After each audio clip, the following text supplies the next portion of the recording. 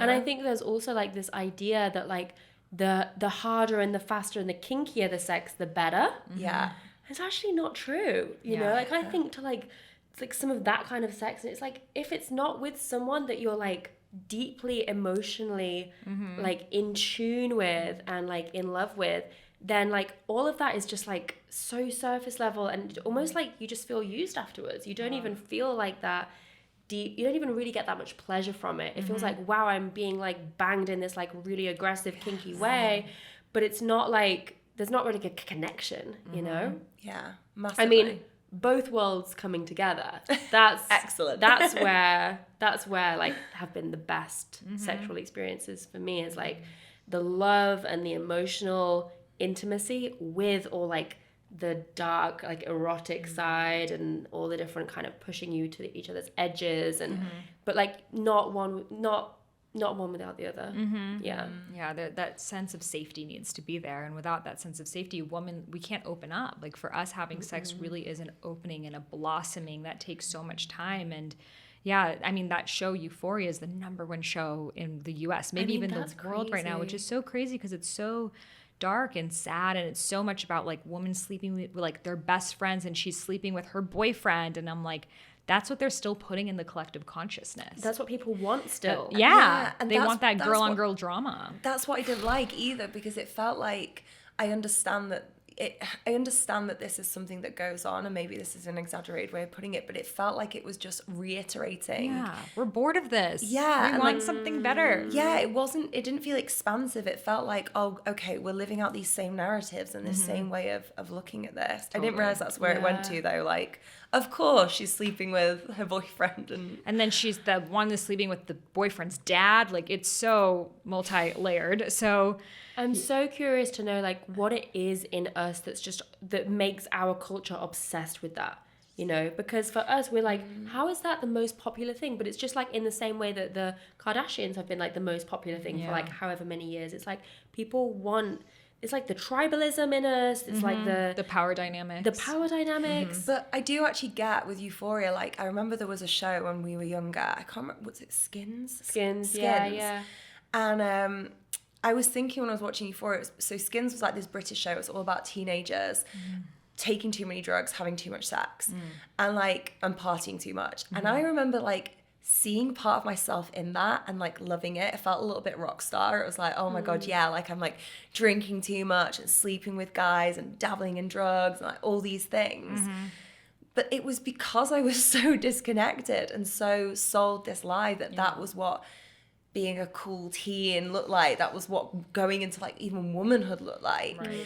So and maybe that was why it was so triggering as well, seeing it with these eyes now, being like, no, like I don't want to live that out. I don't want my teen daughter in future to live that out. I don't want that to be the thing that we're perpetuating and it felt like it was like cool, you know? And I think when you like start doing more inner work and you start kind of reading the books and listening to the podcast and kind of learning about your own traumas and your own wounds and all the things, you can kind of watch these things and be like, well, that's a trauma bond. And like, that's so toxic, and like that's codependency, and that's the motherhood wound playing out right there. And it's like you can see through it, which kind of takes the appeal way out, you know, because you're not like, oh my God, I'm so attracted to this, I want to watch this. You're like, wow, I can really see how unhealthy all of these dynamics are. Yeah. And I think as a collective, we get to decide what we put our power and focus and attention towards. So if like all of us continue to watch these shows and then continue to do our Pilates classes of them, you know, it makes people more curious, and then it shares that vibration with other people. So as an opposition to that, I love the Love, Sex, Goop show, which, have you guys seen it? Sex, Love, and Goop, Love, Sex, Goop. No. Is that what it's called? So similar to the podcast. Yeah, so similar to the podcast. Yeah. I think it's Sex, Love, and Goop. But it's such a beautiful show because it shows these different couples' sexual journey for healing.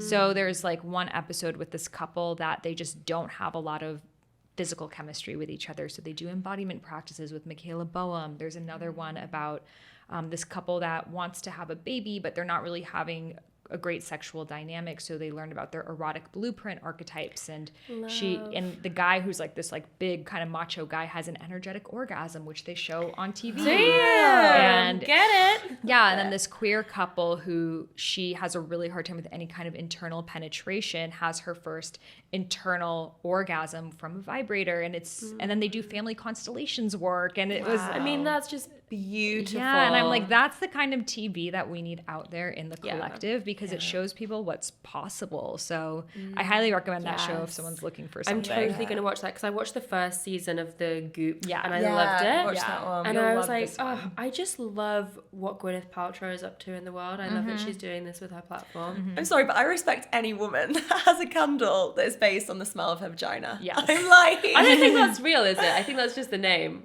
I don't think it's actually... I don't think it actually smells like her vagina, but it's called "This Smells Like My Vagina." Either way, Great I'm marketing. like, I freaking love you for this. Yeah. Like, Great marketing. Yeah, it's so Yeah. bullshit. I didn't realize it didn't actually smell like it though. I feel like you've kind of killed I that. mean, I mean, I don't I would think it buy would it, but it's sell always as sold much. out. Some men might be into that. You don't know. Some ladies might be into that. Who knows? Yeah, it would be good if it was like a custom vagina candle that you could get for your partner. Ooh, custom scent. Yeah. Sean is really into scents. He's like building perfumes and Right. deodorants, and Yeah. he's always smelling stuff, and he's always commenting on different scents, and he loves my scent. Right. And he said to me the other day something like, can I just get like a candle or like a perfume or something that just smells like you that I could have? Anyway, I'm going off on a tangent, but We have a basically, business. We have a business, if we guys. had like personalized Yes. vagina candles, Yeah. I think that would make a darn good Valentine's I present. come over your place, I'm like, smells. Yeah, I would put it on when you come over, babe. I love that when you were saying that sentence. It was like, is Basically, she all gonna these go there? candles Is she smell like gonna- Mel's vagina, in case you're wondering. Yeah. All of these candles, exactly. I do have a lot of candles, and if you were wondering where I got them from, now you know. Yes. There's a hint of cashmere and lavender. Well, you in know, your, people use That their is what it smells like. It's beautiful. Cashmere and lavender, babe. You know, people use their pussy juice as a perfume during dates to attract a man. I feel like I heard that from, was it Mama Gina? Yeah, Talks I think about that she a little does bit. it. Yeah. I tried it once. Did it work? Did you? I don't remember, but I remember trying it and thinking it was kind of weird, but I'm like, let's just see how this goes. I will try Yeah. anything once. I'm definitely going to try that and just see what happens. I tell you what I have tried that's like on the same vein and really works is going out on a date with no underwear on and like a dress. So like your pussy is just like open and free and just like enjoying life and not feeling like constricted. And it's almost like, I don't know if the pheromones get out, the scent comes out, but it changes the way that you feel. And I swear it does something to the man as well. It does something. Something's in the air. I think she's got like that magnetic energy though. Like I did a workshop once and we were like feeling our energy, and part of it was like feeling her magnetic energy. And I feel like she is a magnet, you know? Totally. So I feel like maybe when she's like free and unrestricted, Yes. those like magnetic vibes are just like coming out.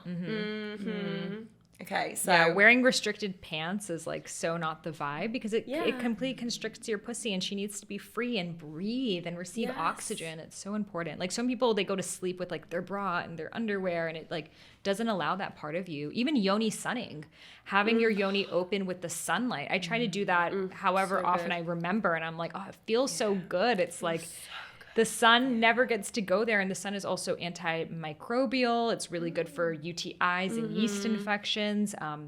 And then yoni steaming, of course, as well, is such a powerful practice. I was actually yoni sunning this afternoon a little bit. I've been love doing it a lot on my balcony. I'm like, I'm going to leave this apartment and I'm going to make sure that I've got the most out of having a private balcony. yes, babe. I love that. Well, I was thinking because in the house in Costa Rica it was perfect because like no one was around, so you could like fully give us some time. But I feel like people can see on my balcony, but maybe I don't care, you know? Maybe I'm just like maybe it's like let them have You're something on to your look balcony. at. yeah, exactly. I'm like, Mind if your you're own going to go to business. so much effort to get your binoculars out, maybe there's something you need to see. I don't Yeah. think people are. I honestly don't think people are observing that much. I don't know. My bathroom, people's like when you balconies. wee, it's like literally I can see into everyone else's rooms, and I'm like, can But do you everyone stand there see and me? look for half an hour? No, you but know I what do I have mean? a wee, and I'm like, can anyone see me? I still don't put the blinds down though, you know. So like I'm like asking for your trouble, but I'm like, anyone?